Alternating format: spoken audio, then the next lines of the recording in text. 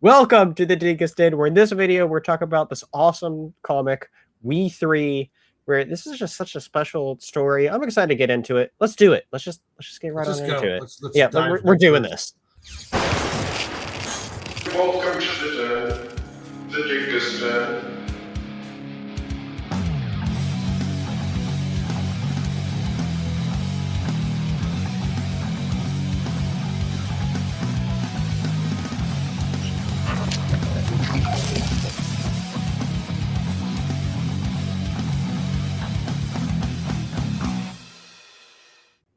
All right. Man, I am so looking forward to talking about this WE3. This has been something that's been on my list for a while. I've heard that it's a really good story. It's just one of those stories that I see a lot talked about. Like, there's a lot of times when I feel like you look up the best, like, comics out there, and there's a lot of stories that keep on popping up. And this was one of those stories that I saw pop up on a lot of lists and a lot of people's recommendations. And I never got around to checking it out till just now for my first time. And it's one of those things that I'm like, why didn't I read this sooner? Yeah. Yeah, you know, some stories are just that great of being like, I've had this story sitting on my pile for months, and I just got to it. I'm like, why did I wait so long to get to it? I mean, I don't know why. There's, you see those piles back there that he. Well, yeah, I have the same problem myself. But I had it on yeah. DC Compact, and it's so good. I want to get the hardcover that you have now, and it's I was like, why is this not a movie? Like, Right. This is it was gut wrenching. It was beautiful. I mean, Yeah. I was not expecting to be as moved and awestruck as I was until when I flipped through this. I mean, entire pages with no dialogue and telling so much. Frank Quietly and Grant Morrison are masters. They're a powerhouse team, yeah. Yes, and you know, Frank. Don't get me wrong, Frank Quietly's a master, but I wasn't always a fan of his work. Sure. But this is like just the designs of the suits, the characters, the way he can he tells a story, the page layouts. I mean, it's just absolutely beautiful. It is fantastic. I love seeing all the stuff come together. What's really cool is in this hardcover edition, you get like a bunch of like sketches and stuff of the suits that they did. So like, there's some stuff right there. Yeah, they got the same stuff in the compact, but I would like to have it in that big, oversized for my old eyes. Yeah, I imagine some of this would be a little bit tougher to read in that small part, which we'll get into in a moment. But before we do dive into it, I want to mention specifically how I really like how in this version there is a foreword written by James Gunn, where in it he essentially talks about he doesn't do many forwards because he's a busy guy, especially with when he wrote it, he was doing pre-production for Superman, and so. But he talks about how this is such an important story, and this did a lot for helping form the Guardians movies. If it wasn't for the story, he wouldn't have found the way to make those Guardians movies work. Saying that the character of Rocket Raccoon is somebody that was heavily influenced by this story throughout all those movies. And you could kind of see it too. I mean, it's not like he copied or anything. Right. But you definitely could tell where he got some inspiration. For sure. From what was going on. And wow. And then especially a bit more with what he does in Guardians 3 with this and 2. And then it really stood out to me because Guardians 1 and 3 are both some of my favorite ever MCU movies. Like, they're both in my top 5, if not top 3, like MCU movies. Like I love those movies so much. And so for me, seeing those inspirations, I was like, oh my God, that's so cool. I'm a I'm a big Guardians fan. I'm a James Gunn fan. I might maybe even become called a James Gunn stan, if you will. Hey, you know, I am a gunner all the way through. yeah. And I loved the second Guardians movie. A lot of people crapped on it. I loved all of them. I love a mixture of heart and action, comedy. I do that with my own stuff.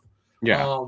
You know, that style which Gunn and others do, where it's like you have these high level sci-fi action takes, but at the same time what appears to be a goofy movie, and then out of nowhere you get a gut punch right to the field.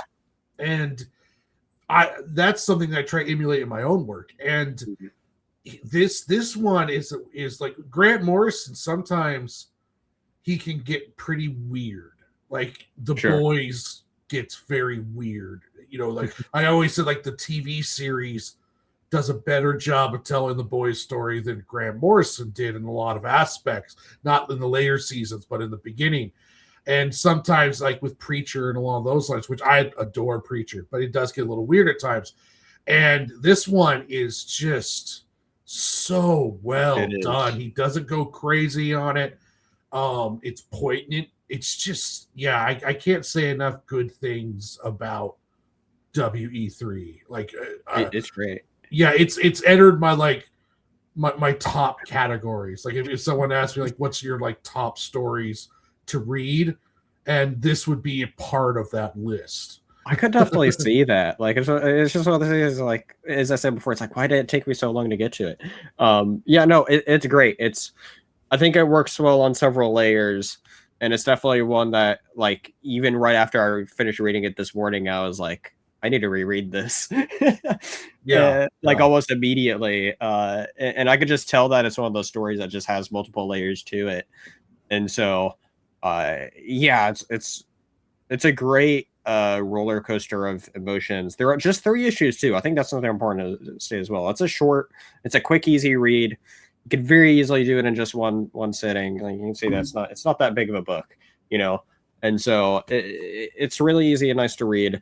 Also, this was a Vertigo title back in the day, which is also worth saying since DC recently brought back Vertigo and they're doing some awesome stuff now. So shout out to what DC's currently doing now with all that stuff, which I definitely think is worth checking out. But yeah, this is very much essentially some comic books. It's like, okay, this needs to be a series. This was definitely paced where you can make this into a movie. It's a 3-act structure, and it has, it's kind of fast paced with what happens and what goes on. And you could easily make this into an animated feature movie or a live action movie. The fact that they haven't animated this, kind of surprising. DC Animation has been doing some amazing stuff. I think DC Animation is probably the strongest superhero translation stuff out there. I'm surprised this hasn't been touched. I wonder if they thought about it. I wonder if it had ever been in the works, because this has animated movie written all over it, you know. Yeah, I could definitely see that working really well. I'm trying to think. I'm trying to figure out how this works with. I guess DC owns the full rights to this, because I think there's also some part of like creator-owned rights, since it's a thing. Well, it's Morrison, so if anyone can have creator-owns rights, Morrison's big enough to do that. You know, it is contract, so he's a big dog in the game. So I can imagine him having some rights to it. I'm not 100%. Yeah, it says that he owns the rights, is what I just looked up. Oh, because I think it's creator-owned. I mean, obviously, saying like it could happen sometimes, right? But this was back when it was just Vertigo. When did DC buy them? Oh, okay. So this was before the DC. I thought Vertigo was always DC. That's interesting. No, I'm pretty sure DC bought Vertigo at one point. Oh, okay. Because that's why a lot of things just have Vertigo. I could be wrong about this though. Yeah, I'm looking into this. Vertigo originated from well, no, okay, maybe it just like offsprung from DC for a bit, and then yeah, I'm trying to figure out. But anyway, besides the point, let's get into this book though. Let's do it. This was such a great read, and I love the cover too, and all this stuff. It's awesome stuff. But yeah, so with this, there's just a lot of stuff here. I did like how we got these little pages between the issues, which was just really like there's a lot of little bittersweet parts that you get throughout this book. Yeah. Such as like here you see, oh, missing animals and saying that, you know, it was called Bandit and all that. Yeah, right. But so as we get into it, we just get a lot of, as you say, it's very heavy into just the art telling the story and not it being a bunch of writing carrying it per se. You know what I mean? Of like, yeah, and there's a lot of art with it. It shows how much Morrison trusts Frank Quietly. Yeah, that's true.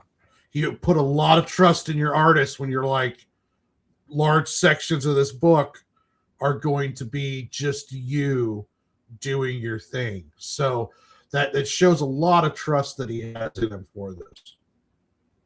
Yeah. Yeah, it's really cool to see that.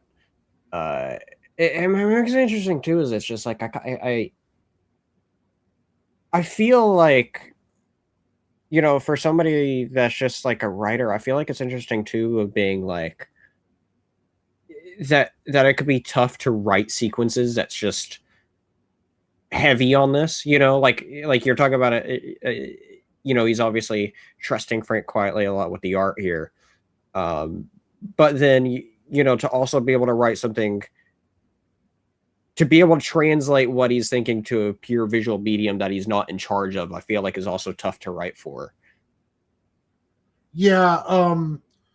Yeah. Cause like when I write my scripts, I'm doing it essentially for myself. Yeah. So, you know what you're drawing. Yeah. Like if I had to give that script to another artist, I'm going to have to write a lot more.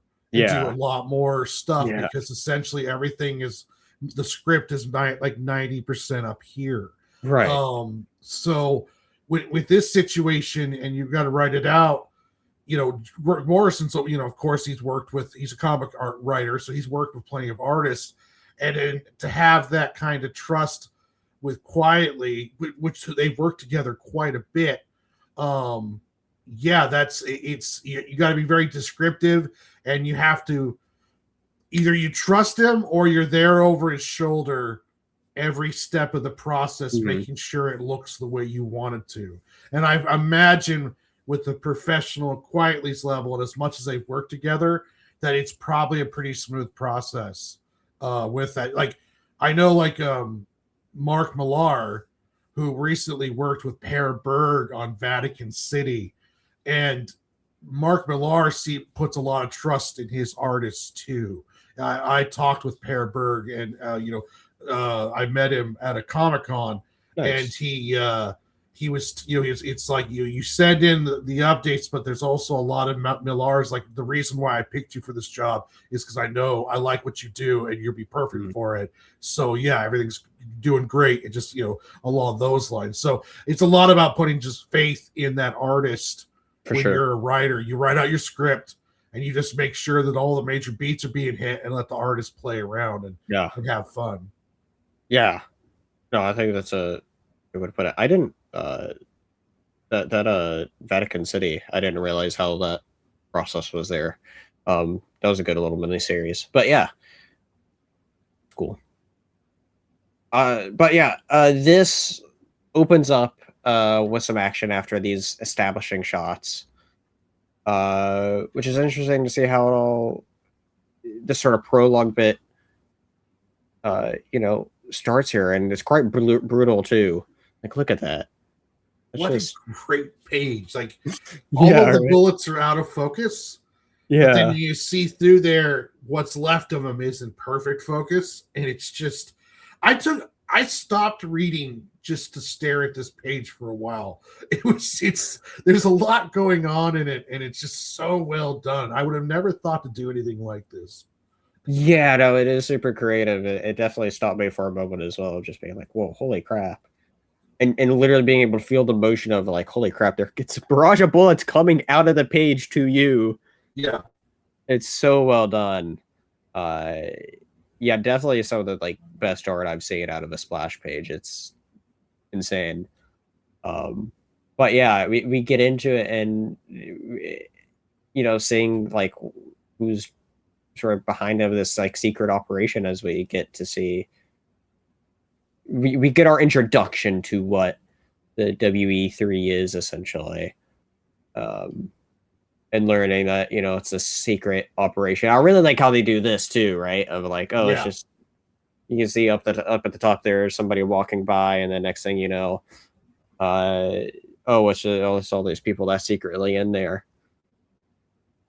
And so I said, like, there's no words spoken yet. I mean, sure, no, like, how many pages in are we? Like, there's no spoken word yet. We're like a fifth.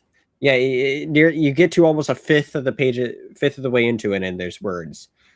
But yeah, like here we get to say like, oh, they're all animals that are stuck in these suits. One of the things that I was actually reading too, this is in the back of it too, is how originally they were trying to go with like a bipedal design. They decided to go more suits of what the animals are actually like represented by, and they went in that direction. And it definitely worked out. It's pretty good designs. But yeah, just so much of this artwork's amazing, and seeing that they're controlled. They're built to be weapons. This is just brutal too. The freaking drill mice. Oh my god. I saw that. I was like, oh my god. And so, yeah, that was definitely something I was like, okay, that's a little bit over the top there. That I was just not quite ready for.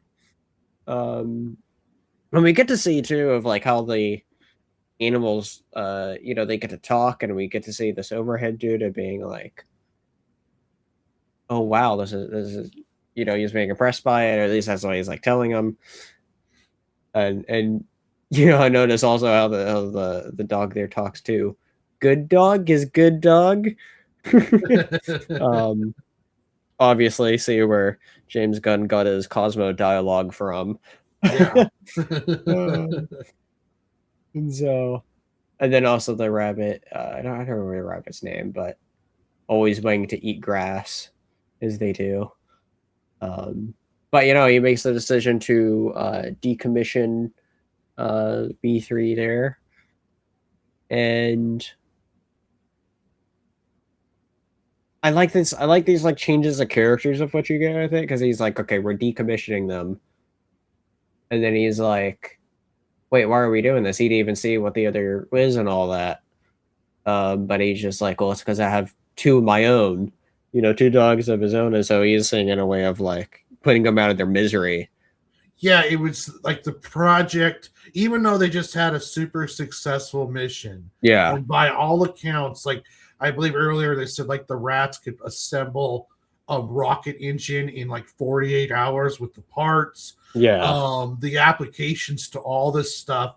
And he was so disturbed by what he saw that he's like, no, I'm decommissioned. Yeah. Put those things out of their misery. I'm shutting you guys down. Yeah. It's over. And it's kind of interesting because it's like it's very human. It's almost like this is what we're doing in the top secret mad parts. Mm-hmm. And then here comes in the senator or whatever that's helping fit the bill, and he's just like, good God, no, get these abominations out of here, Yeah, and that's all the most intriguing parts of the story too, is how you're seeing all these different characters react to the same situation that these main animal characters are involved into. But then also seeing how those decisions react, the consequences of those decisions, I should say, and how it all comes together. Like, it's such a put together story. It's one of those that's very much short but sweet. 3 issues is short for a comic series, but it also shows how well 3 issues could work if it's written really well together. And like you said, yeah, it would make a perfect movie. But it's definitely structured that way. Like, if you look at this, the whole graphic novel, this is structured very much like a movie, as if it was intended as a novella or then to be a movie script. Like, you couldn't make a series out of this without adding a bunch of stuff to it. No. And it's all pretty cut and dry and how it moves. And it's just, now we're back to no dialogue, and I imagine these bits would be a bit harder to read in that little DC compact, because it's not impossible. It's just you miss a lot of the detail of Quietly's work, and you have to go through and be a little more careful and have younger eyes than mine. But it's interesting because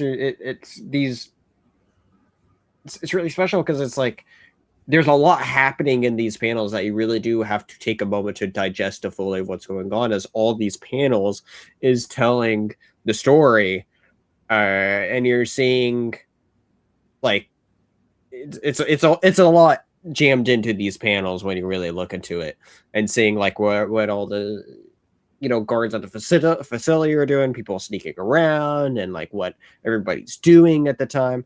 It's a lot in these panels, which is just so well done, and so many of them, right? Like, we're seeing here somebody being like, save security codes for the animal restraint locks is saved, right?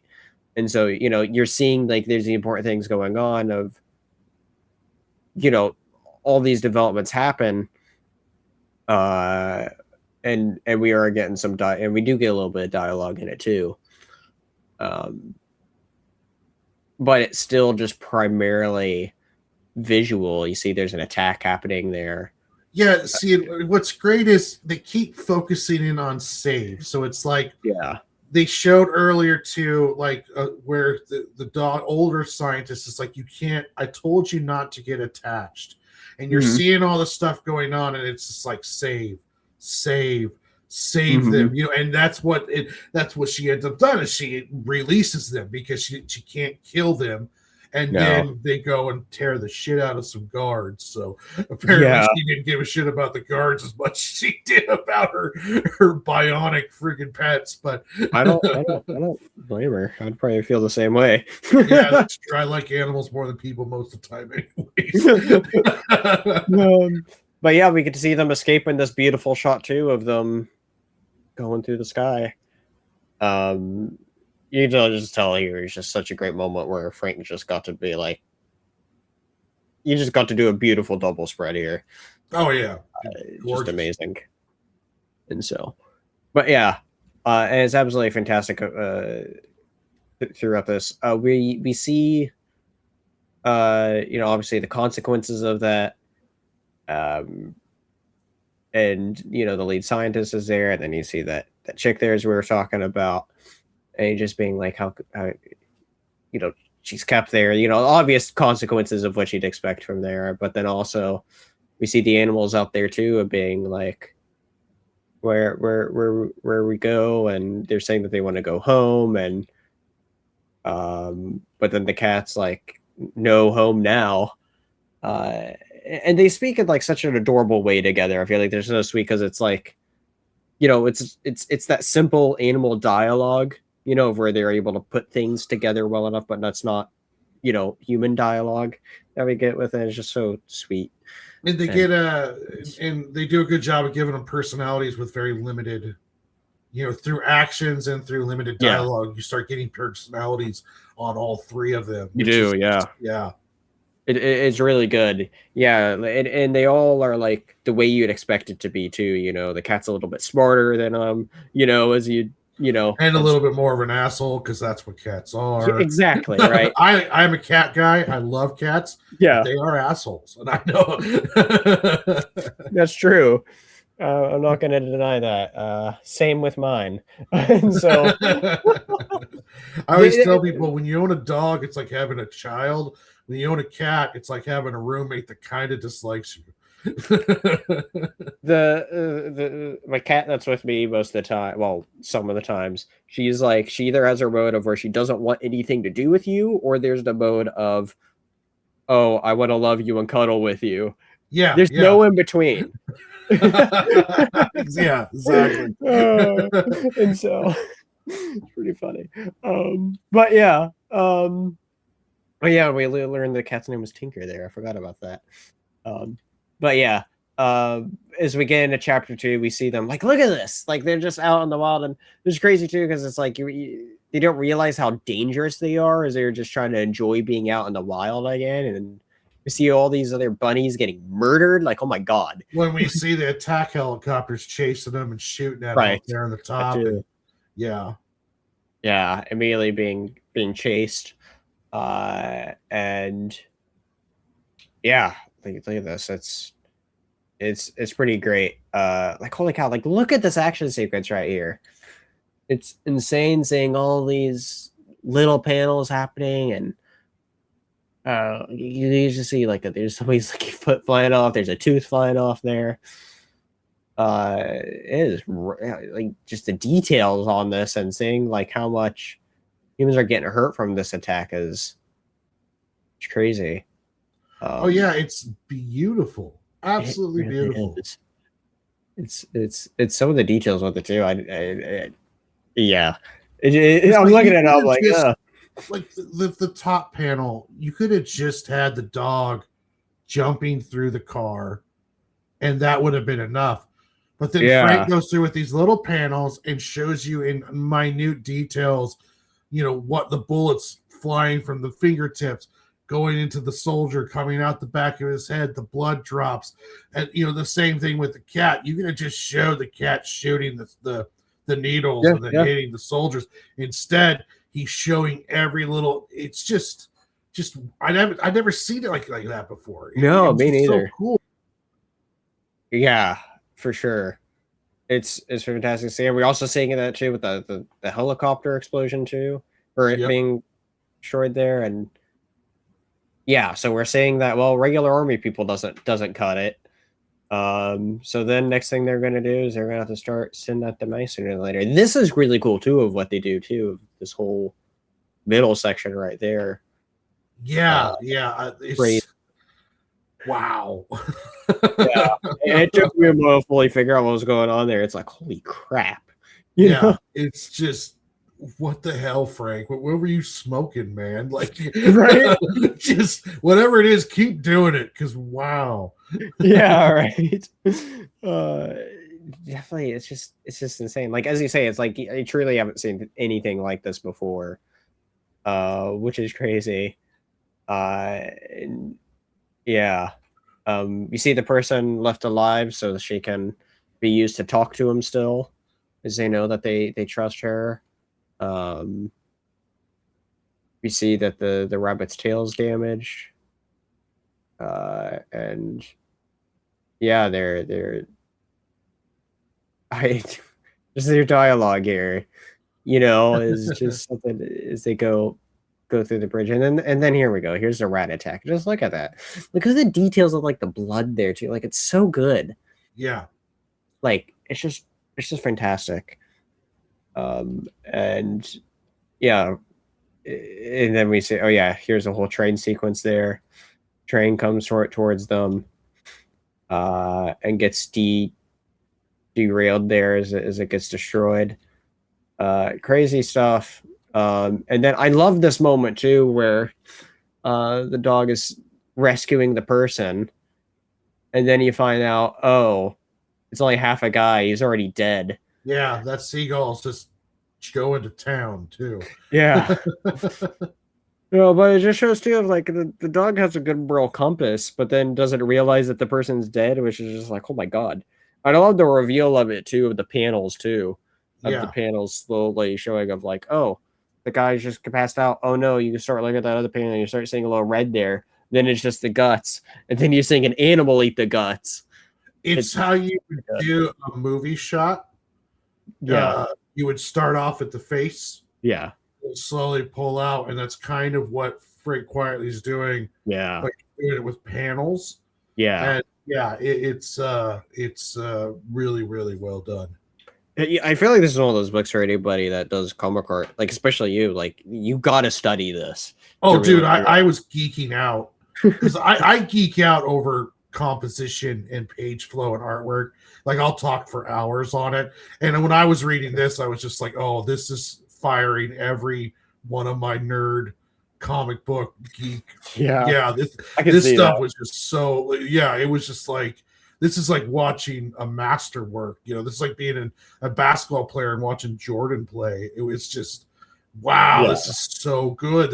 This is unrestricted artistic like workmanship here, where I would imagine like Morrison was like, okay, then we reveal man is cut in half. Then Frank do that, and then he does this, you know, and it's like Frank dog fires bullets, jumps through the front of the Humvee, and comes out the back end, and then just wow me, and then boom, he comes up with that multi deal, and if you were going to film a movie on it, like that one scene with the truck, all of that would flash on the screen, like the bullets, the eye, the head. And then, it's just very cinematic and very, very well done. Yeah, it's interesting because I was looking at it because they actually have what's pretty crazy is they have in this the script that Morrison wrote for the part we were just talking about a moment ago. Hold on, I'll go back to it. The double page fight scene spread there.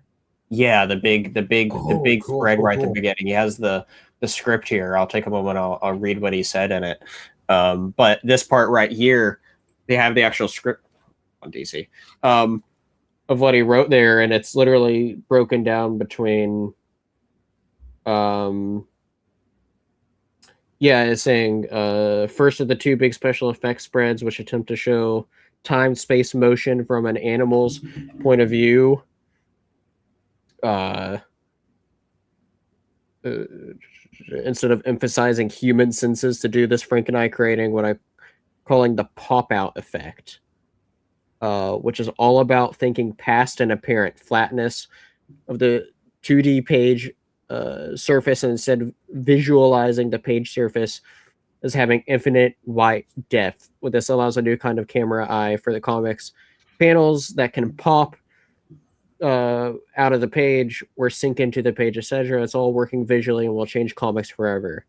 It's crazy too, is they're literally thinking about like how could we change the medium during this? Yeah, it shows you, that's interesting because it shows you how much of a collaborative, like they were sitting down together and it's like, okay, how can we do this in a way that's never been done before? And that's really awesome because you get two masters together and they're just like, let's change the game. And it's like, like a master director and a cinematographer. And it's like, okay, how are we going to do this differently? And it's just magic, Yeah, it's interesting here too because he says rapid cut to super cool feline ultra violence. The cat's up in the topmost branches, firing insane amounts of ammo. Close up pop out panels showing microscopic 3D detail of the needles or heat images. Pheromone frequencies. Flash cut with receding panels of snarling animal faces, dying men. And so he's listing like all these things that could be there. And we obviously see like not quite all those suggestions made it there, but like it's just interesting of being like all these things that could be there and all that. But then he also does something similar for the dog panel as well. And so it's interesting to see how that was scripted out there or sequenced out there in the notes originally. And so it's so cool how much of a collaborative it was. That's really cool. I mean, that's the thing is, I think that's what makes these things really pop, right? Is, you know, it's important that, like, if you want to create something special, you gotta have, you know, this collaboration. At the end of the day, any entertainment medium is a collaborative experience for the most part. Obviously, you can do things by yourself, but like usually, most of the time, it's a big collaborative effort. Yeah, Uh, yeah, you got to trust the person you're working with yeah, in order to make stuff like this, because you yeah, got to be like, okay, this is my vision, and then the artist is like, okay, now I'm going to interpret that vision, and we're going to work together, and we're going to build something that allows us both to put our fingertips, our fingerprints all over it, you yeah. know. And because I haven't worked with many writers. The writers that I have worked with, the few times have been essentially, you know, here's my script, make me a comic. And they just essentially just let me do my thing most of the time. But working in a collaborative like this would be really cool. I have seen other artists and talked to them where working with some writers is like hell because they have a vision, but they don't know how to say it. So Yeah. then the writer's kind of floundering, or the artist is trying to figure out what they want for their vision, but yet they can't interpret it. Then the frustration happens, and it just gets really like a terrible experience. Then, you know, I could definitely see that. It's definitely a thing to be conscious of whenever you're making something. Is how do you convey what you have in your head to somebody else, right? Yeah. And so it's one of those things that is much easier said than done. Well, yeah, I mean, pretty soon, maybe by this time next year, you and me are going to be working on something where we're going to have to be batting back and forth ideas and drawing art. Yeah, I was just thinking too of like, you know, reading something like this is also just kind of inspiring of being like, you know, we have this awesome idea, something to do. And then it's just like, well, we're seeing the great collaborative effort of what they're able to do. And so even when with us talking about it just now too, it was making me think of like, well, what can we take from what we see here to what we will eventually do? Yeah, exactly. And so it's also like I said, it's just inspiring in that aspect too, which I really like. And so little hint to the future is I realize that's the first time I think that it ever been mentioned on the channel too. And so I hope I didn't give anything. No, you're good. No. You're good. You're good. Something in the works. Stay tuned, everybody. Yeah. Mystery abounds. Yeah. Stay tuned. Yeah, exactly. But yeah, it's so cool to see. And like I said, this is just one of those things. I'm gonna go back to this multiple times. It's great seeing all this too. You know, this is such another moment too of seeing, you know, the animals are come across from is it fair to call this person a redneck? I mean, I don't know, some country boy at least. That's fair. It's okay to stereotype him for his little bit of time here, right? It's funny because it's like, but he's like, oh, we need to be fixed, and the dog is like, no, you can't do this.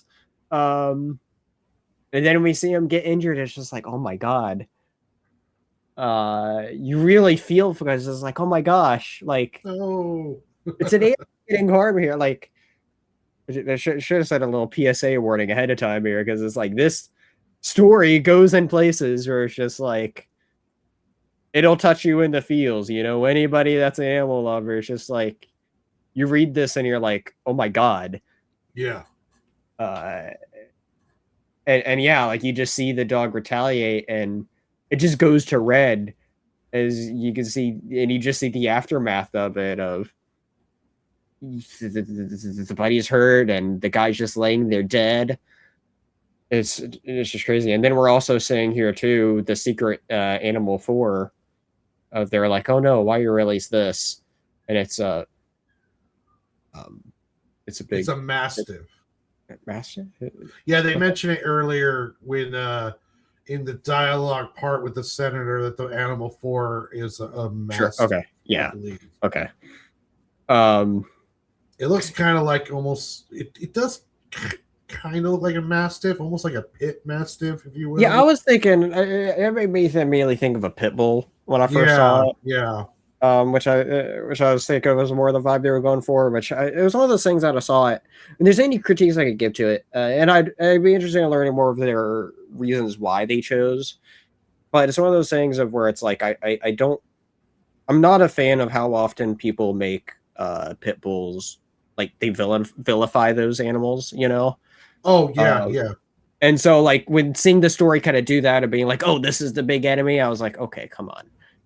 Yeah, I was afraid of pits until a good friend of mine introduced me to his 3 pits, and they're the most loving animals. Yeah. You know, don't get me wrong, they're little walls of muscle, but they're also so loving and so friendly. But yeah, I believe this is supposed to be a bull mastiff, but it does kind of look like a pit. If I'm being honest.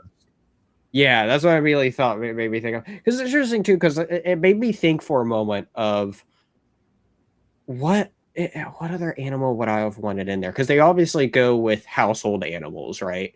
Like, you know, obviously you have the main 2 of dogs and cat, and a bunny's not so far out there. Like those are, you know, that's a common animal you'll see out there. So I was like, well, I guess I would have done a rot myself, a Rottweiler, or I would have done a wolf. See, I like that idea of a wolf a lot. A wolf, more wild, larger. Yeah. The wolves are huge. Yeah. And then also a larger deal. It would have been more of the wild, predatory, fiercer. I would have either that or like a Rottweiler. But if we wanted to stay away from domesticated animals, I would have said, well, we our 4th attempt was on a wolf. Yeah. Maybe, you know. Yeah. A lion would have been kind of cool too. Right, but that's definitely kind of out there. Well, like, you know, depending on the area, it wouldn't be far-fetched to be like, oh, yeah, there's a wolf in the woods out there. We can capture it. Yeah, you know? yeah.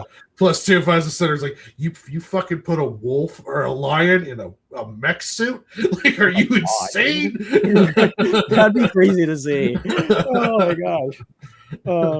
But that's, like, the only note that I had of, like, kind of against the story was I was just like, I wasn't completely happy with the decision of the animal that they chose for Animal 4.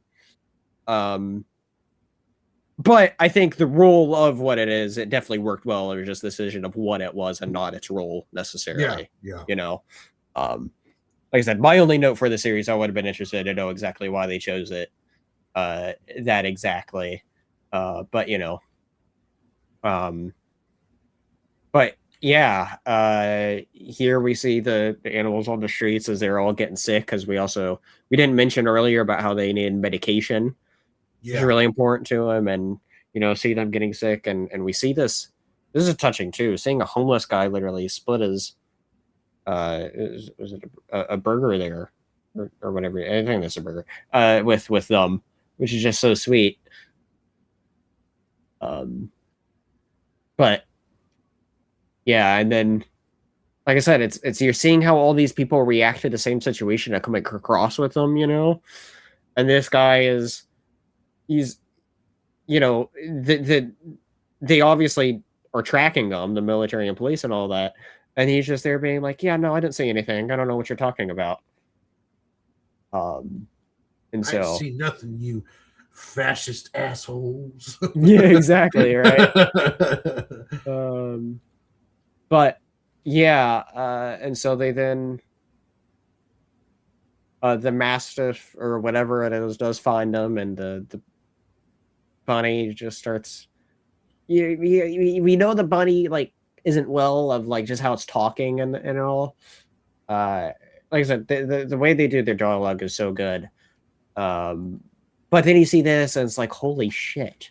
Damn. Like, I know, it's one of those things that just makes you stop and being like, oh my God, I can't believe that's what it does. Like this, it makes you, you know, just stop for a moment. There's a moment too that I really like. Well, I'm not seeing it here. But I do like the way that the bunny goes out though. Yeah. Literally dropping a little shit bomb. Literally. and it explodes. And so, yeah, it was just what a moment there. And then obviously we're seeing the girl being used to talk to him, and then she sacrifices herself. We get a bunch of sacrifices in this issue. Like, holy crap, Yeah. it's insane. I love the way Frank draws blood. Yeah, it I stands out really to me enjoy of that. like I don't want to say it's a way of blood that it's never been done before, but it's not the way blood usually is in the No, comic read. I'm stealing that shit. Like, I really enjoy the way he does that blood. Yeah, Those it's blood really splatter cool seeing shots. the little I don't want to say bubble, well, blood bubbles, blood Yeah, dots, little droplets, if you droplets. will. There we Yeah. go. Yeah, just going out everywhere. It's really cool. Yeah, it's cool, and you see it. I think you kind of see it a little better in some other shots, but it's really cool seeing how it comes together and all that. Look how scary it is too. That Oh mask yeah. is too. So you do a good job of definitely making it look scary there, and yeah, all these other fights against it and everything, doing it the whole way through. And hey, yeah, look at this epic moment here. Cat coming down there, ready to claw your face off. And so, and they're tag teaming it in like the best way possible there. Like look at all that blood gushing down on him there. Yeah. It's just the art in this is just amazing. And then oh yeah, the massive started going after officer, which the animals save, and then they end it, and he's just like that almost ate a police officer, so they had to stop it. And so, but yeah, then they're able to escape, and they find a place, hide in its basement, and we see that the soldiers come for him, and they leave that bomb there to cover their trail, and we see that well they're alive. I don't know about well, but they're alive. Yeah. Um, And they've shed their armor. yeah, it's crazy too because it's like you see all these patches of like we're so closely connected to them, and like that was the only way to get it off is you just see their naked like skin and things attached to them and all that. And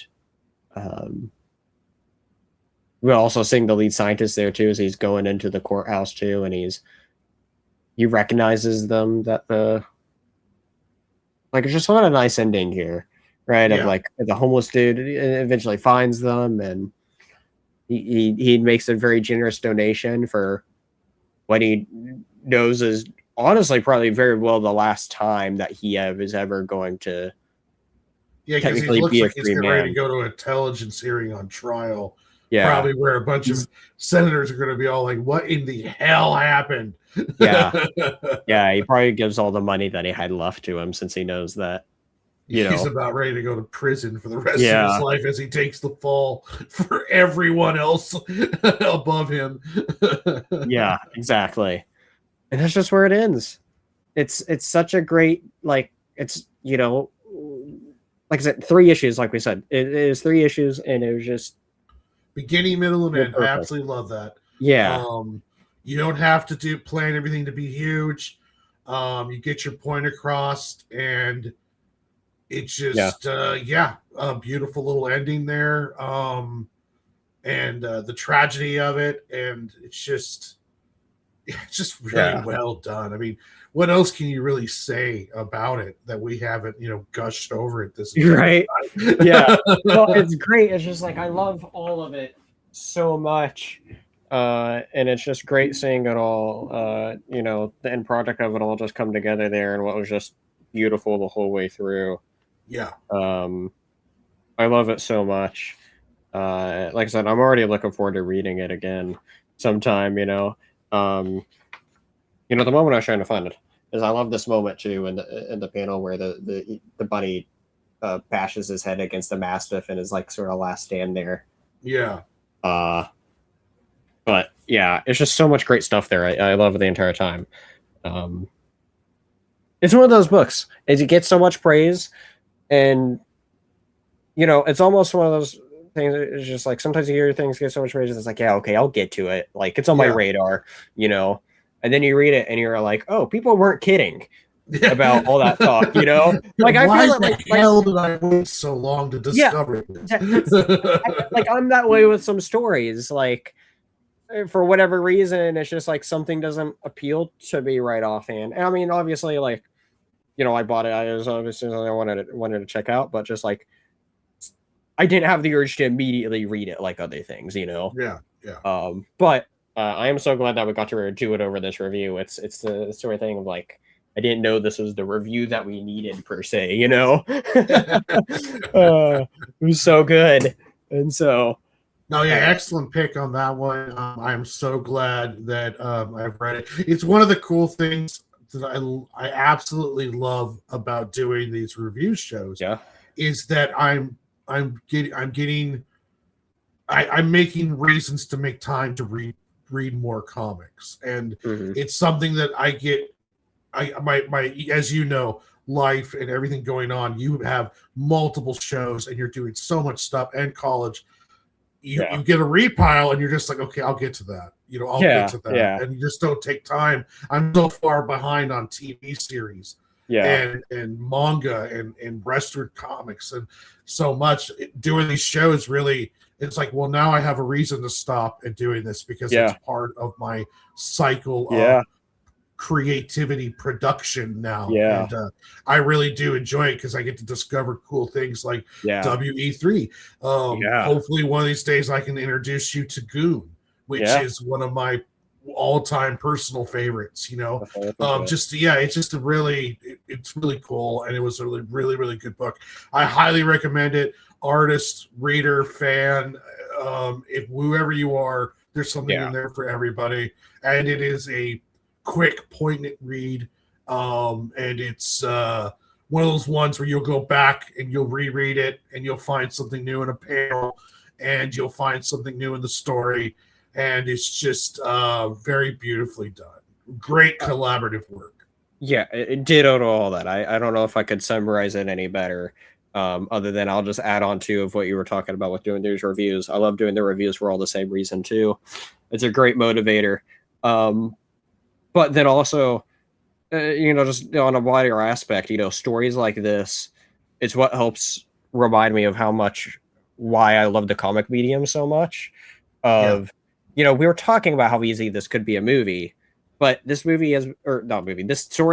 has been out for almost 22 years at this point, or 22-ish years at this point. And we have no adaptation of this other than obviously elements taken into Guardians, but like there's no straight up adaptation of the story. And there's just so many great stories that's only ever within the medium that'll most likely only ever stay there, and it's just so great there's so much, it's such a great medium to dive into, and the stories like that that's just which remind me there is things that you could only ever experience in a comic, and you're never going to see it. You're not ever going to see some things on the big screen or little screen. And so, and plus too, like, honestly, even though I would love to see this as a movie, and according to Google, apparently it's been in development hell since it's been released, and Grant Morrison's written a script for it, but it's some kind of terrible development hell. So I don't think you would be able to capture it as the beauty of the art with the film. So even if we do get a film, you lose. Even if it's a beautiful film, you're going to lose something in the translation.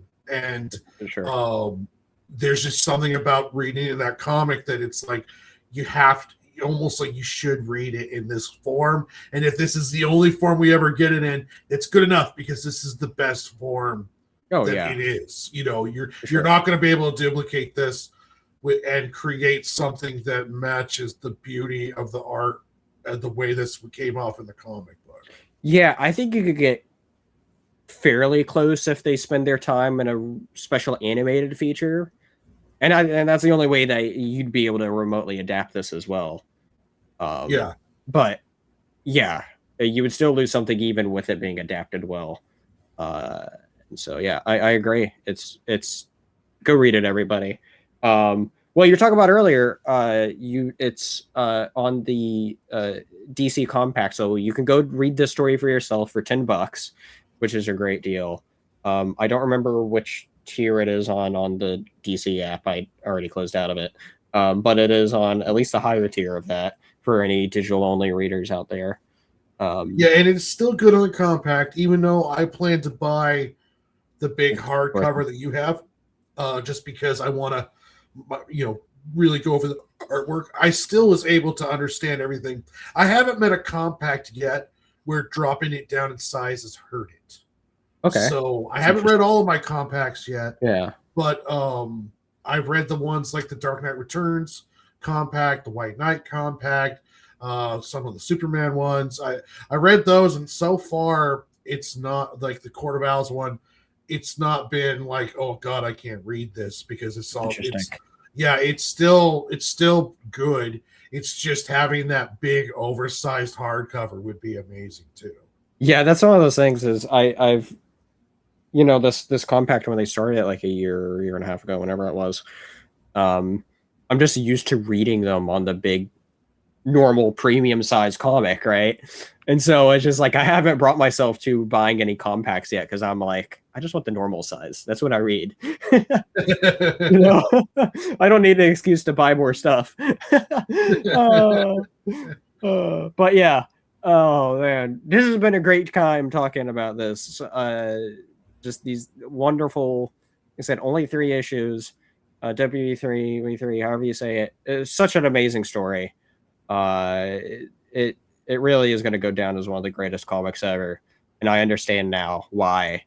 And deserving of all the praise that it gets. Yeah, 100%. And so there's nothing more else that we can say about it. So where can the people find you at? What you have going on? I'm about 90% of my time on YouTube now. I'm live streaming my next book, How the Squirrels Saved Longview. I'm 12 pages in. I won't be streaming this Thursday night, but I will be streaming tomorrow, Friday. I'll be streaming Saturday, Sunday. Monday, I do a joint show with Melvin Cruz, the writer, artist, and creator of Dead the Grim Reaper. And this Saturday, if this, I don't know if this will come out in time, but this Saturday I'm going to be on Aru's show, Plunge Comics show. But yeah, normally if you go to my YouTube page, I'm on there. I'm live streaming the entire process of making How the Squirrels Saved Longview. I'm very happy with how the first 12 pages is turning out. I'm taking all the mistakes that I learned in making my first comic, The Adventures of Sig and Joe. I did 226 pages, 4 issues, which actually should have been like 8 issues if we did the normal 24 count. But with this one, you'll be able to tell my pacing. I've learned a lot on pacing. I've learned a lot with character design. I've learned a lot with storytelling, and I'm very, very pleased with how it's coming together. Awesome. I usually don't like to talk about. I don't want to get like where I'm like, oh yeah, this is the best work ever kind of deal. But I'm very happy with the improvements that I've learned so far, and this is coming out to be, the best stuff I've done yet. So I mean, I'm really, really happy with the way this is turning out. And if you want to watch that, like and subscribe to the YouTube channel, and I will be. You also get daily health updates where I'm on a health journey trying to eat right and do better that way. And as well as also Lunchbox Comic Reacts videos, which I haven't done one in a while, but I plan to do more. I do videos on when I go out for New Comic Day to Pantheon Comics and Games in St. Helens, Oregon. When I go there, I show off the new comics. And I plan to be doing even more content on that avenue of it.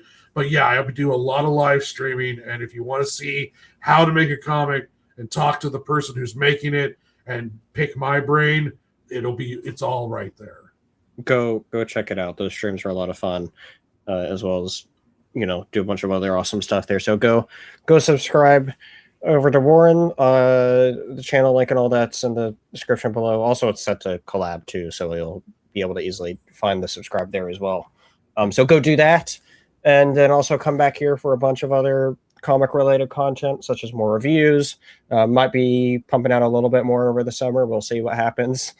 Since it's now summertime, no promises, but there's some cool things in the works here and there. Let's see here. By the time this is out, Mother's Day probably already happened or is about to happen. So make sure you check out the Long Halloween read through, which is a lot of fun. Just put out an interview with both Mike Barron and Pat Broderick about Bronze Star. So go check that out. We also recorded Dingus Questionnaire, which will also be out by this time. So yeah, I got a lot of cool things going on. So make sure you go check it out. And without further ado, thank you all for hanging around, and make sure you hit that like and subscribe button. See you next time here at the Dingus Den. Laters, everybody. Bye.